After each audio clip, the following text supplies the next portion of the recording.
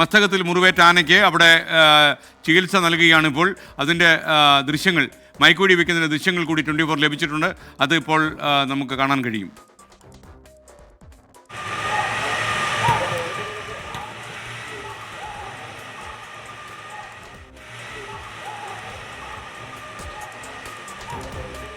Doctor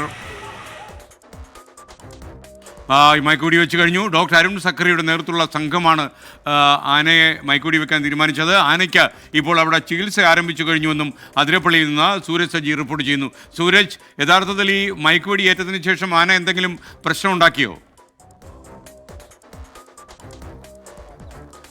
ഈ മയക്കുവെടി ഏറ്റതിന് ശേഷം ആന ഈ ഉൾക്കാട്ടിന് സമീപത്തേക്ക് ഓടുകയും ചെയ്തു. ആദ്യഘട്ടത്തിൽ ആനയുടെ ഈ വയറിന് സമീപത്താണ്, അതായത് പിൻകാലിനും വയറിനും ഇടയിലാണ് ഈ മയക്കുവെടി ഏൽക്കുന്നത്. 3 റൗണ്ട് മയക്കുവെടി വെച്ചു. അതിൽ മൂന്നാമത്തതായിരുന്നു അങ്ങനെ ഈ വയറിന് സമീപം ഈ വെടിയേറ്റത്. പക്ഷേ ആന മയങ്ങിയില്ല. ഇതോടുകൂടി 4ാമത് ഒരു ഡോസ് കൂടി ഫയർ ചെയ്തു എന്നുള്ളതാണ് വനംവകുപ്പ് തന്നെ സ്ഥിരീകരിക്കുന്ന വിവരം. അങ്ങനെ 4ാമത് കൂടി വെടിവെക്കുന്നു. അങ്ങനെ 2 ഡോസ് മയക്കുവെടി ശരീരത്തിൽ ഏറ്റതിന് ശേഷമാണ് ആന മയങ്ങിയത്. ഇപ്പോൾ മുനിത്തടം എന്ന് പറയുന്ന സ്ഥലത്താണ് ആനയുള്ളത്. അതായത് കഴിഞ്ഞ ദിവസം ഇവിടെ നിന്ന് വിരണ്ടോടിയ ആന ഈ മുനിത്തടം വഴി കാട്ടിലേക്ക് കയറി എന്നുള്ളതാണ് പറഞ്ഞിരുന്നത്. ഈ മുനിത്തടത്ത് ഒരു ക്ഷേത്രമുണ്ട്. ഈ ക്ഷേത്രത്തിന് പുറകിൽ ഈ ആന നിലയുറപ്പിച്ചിരിക്കുന്നു.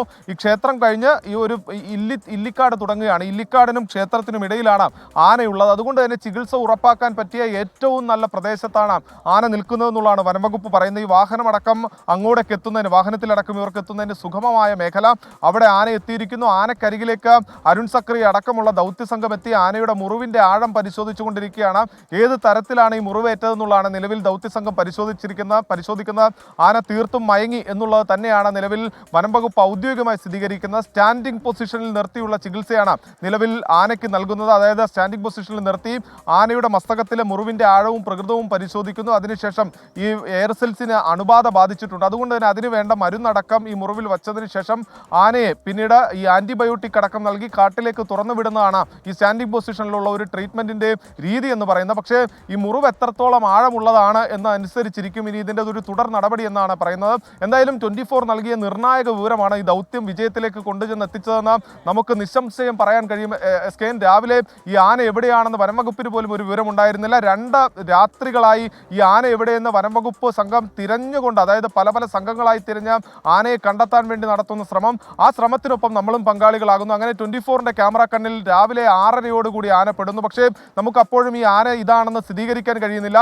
6:50 ശേഷം നമുക്ക് ഈ ആന ഇത് തന്നെയാണെന്ന് ഉറപ്പിച്ചു കഴിഞ്ഞ വേളയിൽ നമ്മൾ ആ വനംവകുപ്പിന് ആ വിവരം കൈമാറുന്നു. നമ്മുടെ ഡെസ്കിലേക്ക് ആ വിവരം കൈമാറുന്നതിന് മുൻപ് തന്നെ നമ്മൾ വനംവകുപ്പിന് ഉത്തരവാദിത്തപ്പെട്ട മാധ്യമം എന്ന നിലയിൽ ആ വിവരം കൈമാറി.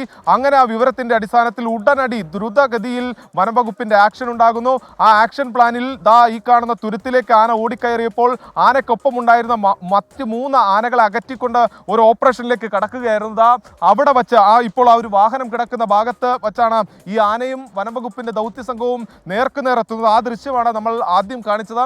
നേർക്കുനേർ എത്തുന്നു. അവിടെ വച്ചാണ് അരുൺ സക്രിയ ഈ ആനയ്ക്ക് വെടിവെക്കുന്നത്, മയക്കുവെടി വെക്കുന്നത്. പിന്നീട് 3 തവണ വെടിവെക്കുന്നു. അതിൽ ആദ്യ ഡോസാണ് ആനയുടെ ശരീരത്തിലേറ്റത്. പക്ഷേ ആന മയങ്ങിയില്ല.